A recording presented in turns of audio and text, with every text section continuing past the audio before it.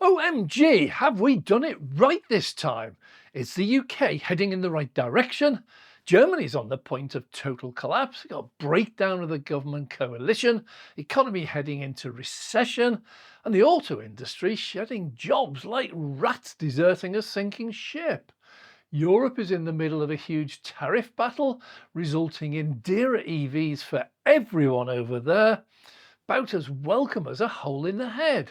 France finds itself seriously underfunded and risks slipping back a decade or two, and Greece just hasn't recovered in the last 20 years. Was Brexit actually just a slow burner? Well, UK seems to be making headway in a very turbulent world. New EV sales show we were happily buying Chinese budget cars, while Fiat and indeed Italy are both in serious, maybe terminal decline. Once again, economy and auto industry. Schadenfreude springs to mind for some reason.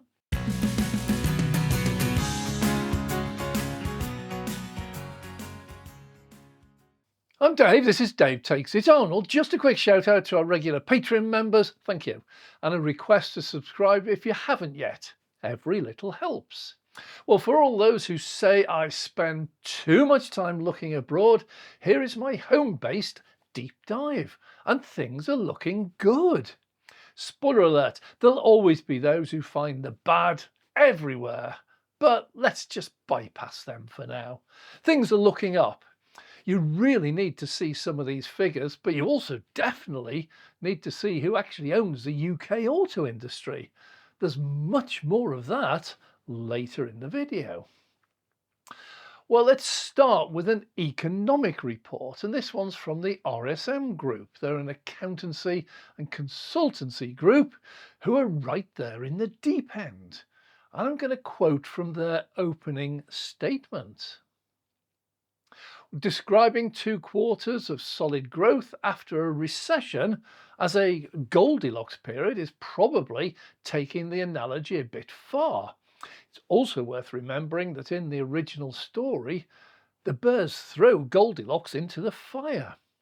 But conditions look conducive to positive economic growth over the next 18 months. Admittedly, inflation will creep back up over the rest of this year, but not by much.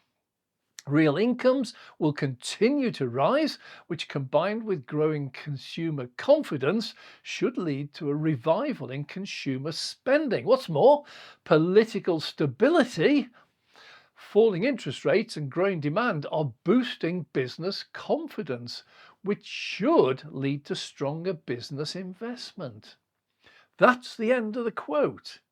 Well, let's look at used car sales in general, EVs in particular, and here we refer to the SMMT. That's the official body, the Society of Motor Manufacturers and Traders.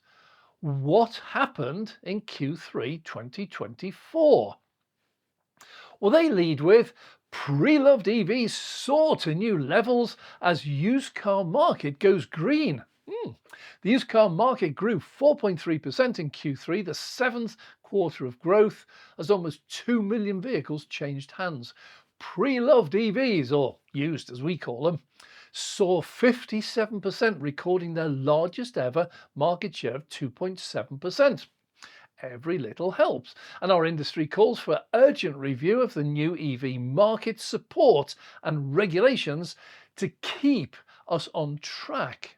Used car sales grew by 81,651 additional sales compared to the same period in 2023. Meanwhile, ICE petrol sales grew 5.7%, ICE diesel down 3.9%. Am I upset? No, because look a bit deeper and you'll start to find the real reason. Look at the top 10 used models sold, reveal Fiesta, Corsa, Golf, Focus, Mini, Astra, BMW 3 Series, Polo, Qashqai and BMW 1 Series. This is the exact area I've long stated is totally lacking in serious number of used EVs. Look around the UK garages and showrooms, finds fewer EVs available. Many of them are still way too dear. It's early days. Have patience. If people need cars, they can only buy what's available. How about new car sales? Well, Q3 reports not yet out. I'll be reporting on them shortly, but September is over. The new car sales market is up 1% to 275,239, including a record EV total of 56,387 due to heavy discounting. And to all you EV doubters, I have consistently said that legacy auto EVs are seriously, grossly overpriced versus their ICE equivalents, and they will only sell those EVs if they are very much closer to price parity. At last, they seem to have seen the light. They simply cannot sell their EVs with prices 30, 50, 70% higher than their ICE equivalents. Welcome back into the real world. EVs are now back up to 17.8% of the new car market and forecast to peak at 18.5%.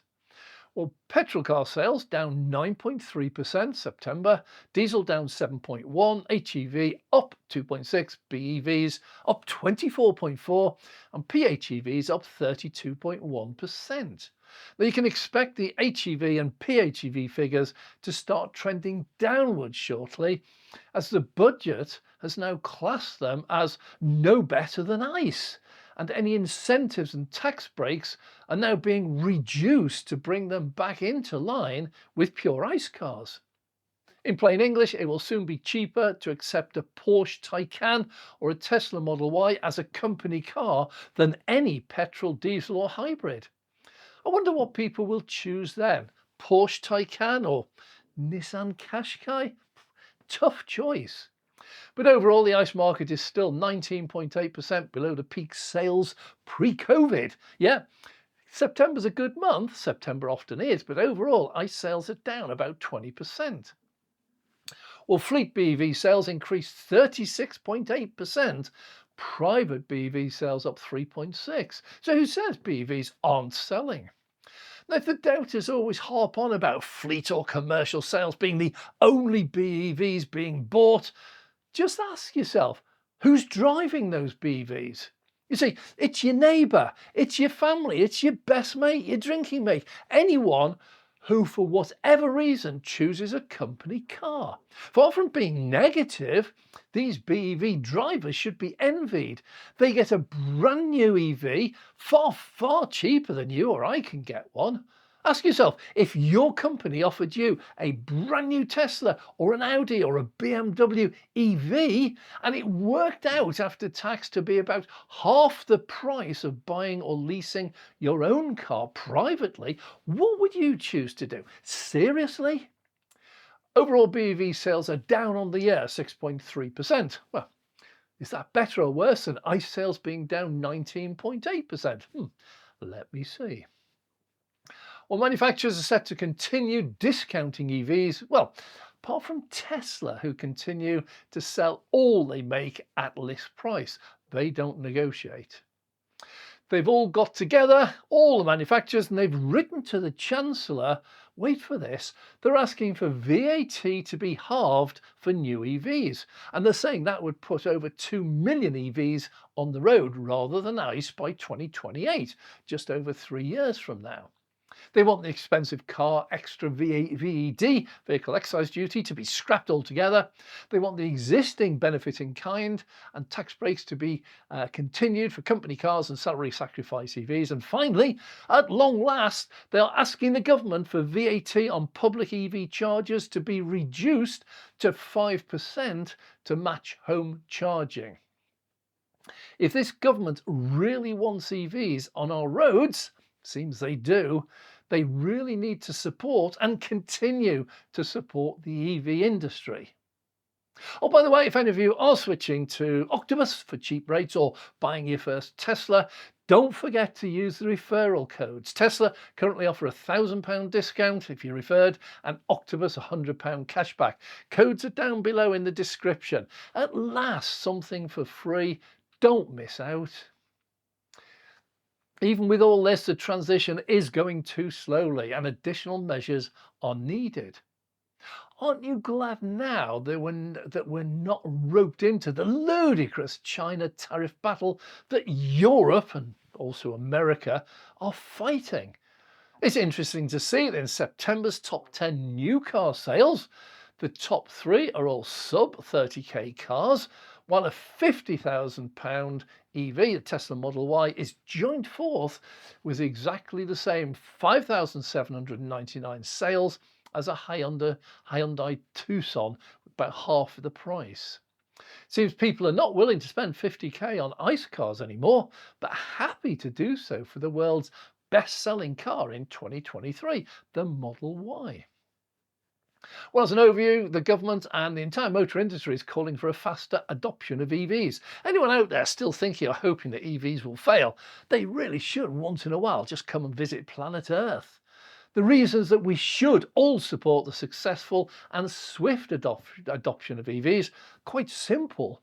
The alternatives, all alternatives and all existing ICE cars produce fumes, chemicals and gases that are toxic, carcinogenic and are damaging to our health, causing tens of thousands of premature deaths among our men, women and our children. And the additional CO2 that the exhaust pipes pump out every second these engines are running, even when stuck stationary in traffic, is now becoming a much greater concern for the survival of the planet. It truly baffles me that anyone could actively promote a vehicle that the owners would not dare to sit in with the engine running in their garage with the doors closed because, well, we all know it would kill them. Those same fumes and gases are released when you're out on the open road. They're just diluted into the atmosphere. Does anyone really, truly want more pollution? Oh, by the way, if anyone would like to meet me face to face, check out our Patreon membership, details down below, where we offer regular meetups during our numerous filming trips around the country. But our economy is on the up, and I'm very pleased to state, for the record, that here in the UK, we get more benefit from China than deficit. Now, viewers often bang on about our UK motor industry.